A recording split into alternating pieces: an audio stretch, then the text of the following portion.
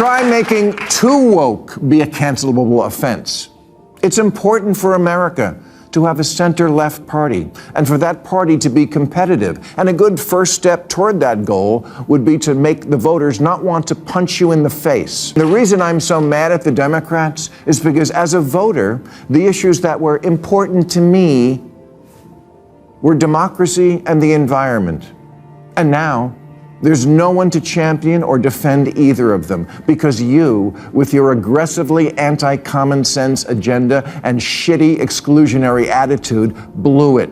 You lost everything. Bill Maher has once again set off a storm for the woke left, and their reactions are nothing short of explosive. They still can't accept the fact that Kamala Harris lost the election to Donald Trump. So now the excuse machine is working overtime. But Maher, who openly calls himself a leftist, just dropped a hard truth that sent them into full-blown panic. If you're ready for fiery political talk that shakes every woke activist to the core, hit that subscribe button and let's get started. To the losers, look in the mirror.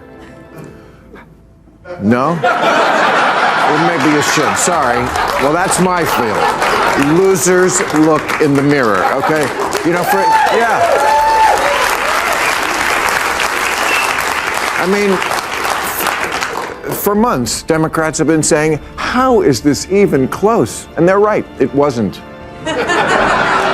And that was the message that sent the woke left into a complete tailspin. Instead of facing their own failures, they've been pointing fingers at everyone and everything for Kamala Harris's crushing defeat. Russia, the mainstream media, American voters, basically anyone they could possibly blame except themselves.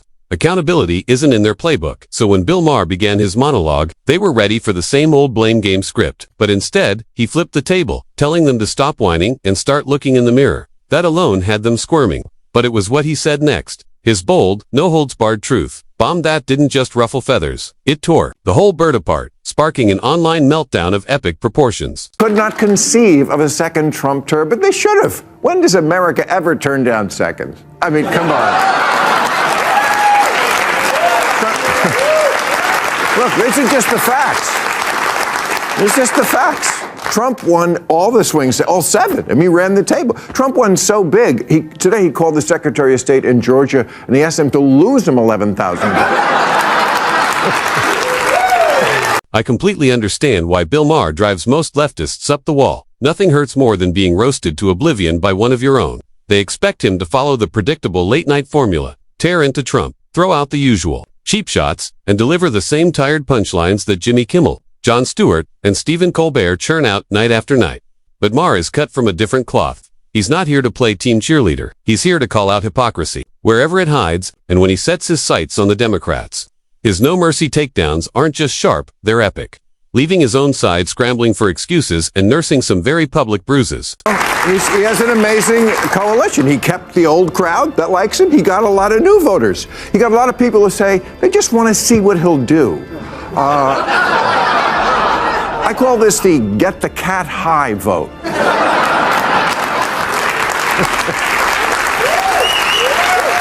Maher then pointed out one of the key reasons behind Trump's successful return to the White House, holding onto his loyal base from past elections while steadily pulling in new voters.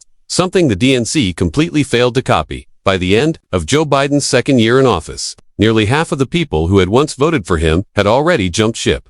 And these weren't just everyday voters. They included high-profile names like Joe Rogan and Elon Musk, both of whom publicly distanced themselves from the Democrats. Then came RFK Jr., who eventually broke ranks after becoming fed up with the increasingly radical woke policies dominating the left's agenda. Maher's point was brutal but clear. Trump's strategy was all about keeping his supporters and expanding his reach, while the Democrats seemed more focused on pushing away their own base and watching their coalition fall apart in real time. Better, like in every demographic. The exit poll said he grabbed 52% of white women. He also got their votes.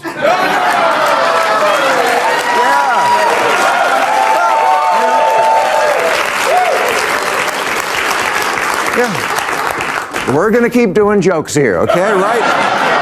Both sides, right to the end. Trump securing 52% of the white female vote is nothing short of fascinating, especially when you remember the left's relentless push to bury him under scandal. They paraded women into courtrooms to testify against him, turning the legal process into a political spectacle. The legacy media didn't just report on it, they chased every hearing, every statement, every facial expression. covering it with breathless reporting. The goal was crystal clear: paint Trump as beyond saving, destroy his reputation, and make him politically untouchable.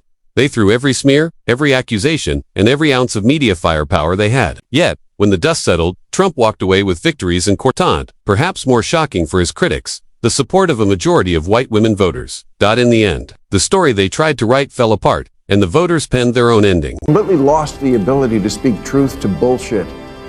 The Democratic polling firm Blueprint told Democrats months ago that black voters, aka their supposedly liberal base, were more likely to find the president too liberal than too conservative. They also found that voters didn't just want Harris to distance herself from Biden, they wanted her to distance herself from what they believe the entire Democratic Party has become, a Portlandia sketch.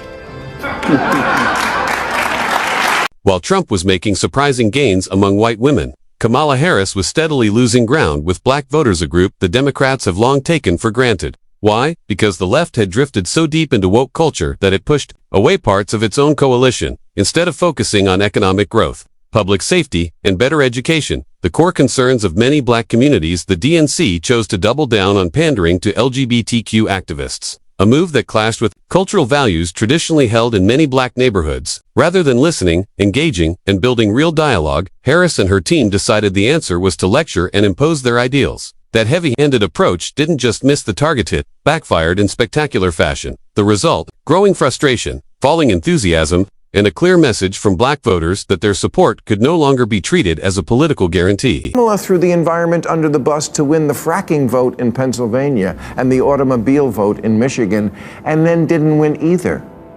At the presidential debate, environment came up once, and Kamala used the opportunity to brag that we've increased domestic gas production to historic levels. And Trump, of course, called Mother Nature a childless cat lady.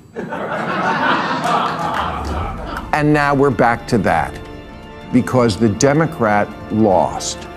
So good luck to us, and enjoy the impossible lobster. And that, right there, is what so many Americans respect about Donald Trump. No smoke, no mirrors, no confusing doublespeak. What you see is exactly what you get.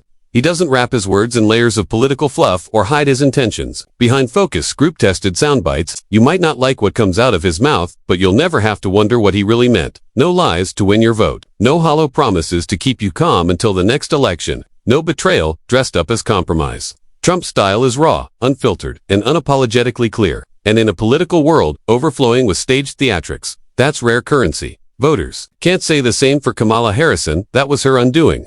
From the very start of her campaign, Harris's message was murky, inconsistent, and frankly all over the place. She shifted her tone depending on the audience, changed her talking points based on whichever demographic she was targeting that week, and dodged clear positions on the most important issues. Her speeches were heavy on feel-good slogans but painfully light on substance. People listened, waited for something solid, and walked away with nothing. Making too woke be a cancelable offense.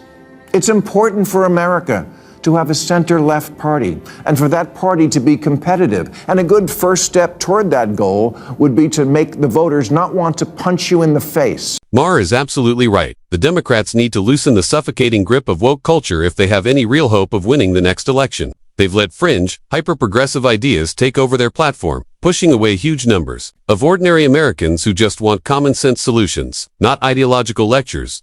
Instead of forcing woke talking points down everyone's throats, they should be listening to the concerns of everyday people, concerns about the economy, jobs, safety, and stability. Policies should be based on reality, not Twitter trends. This obsession with identity politics and virtue signaling doesn't inspire, it irritates. It's gotten to the point where, figuratively speaking, it makes people want to punch them in the face out of sheer frustration. If the Democrats could shift their focus back to bread and butter issues instead of woke posturing, they might actually stand a real chance against a political force like Trump's.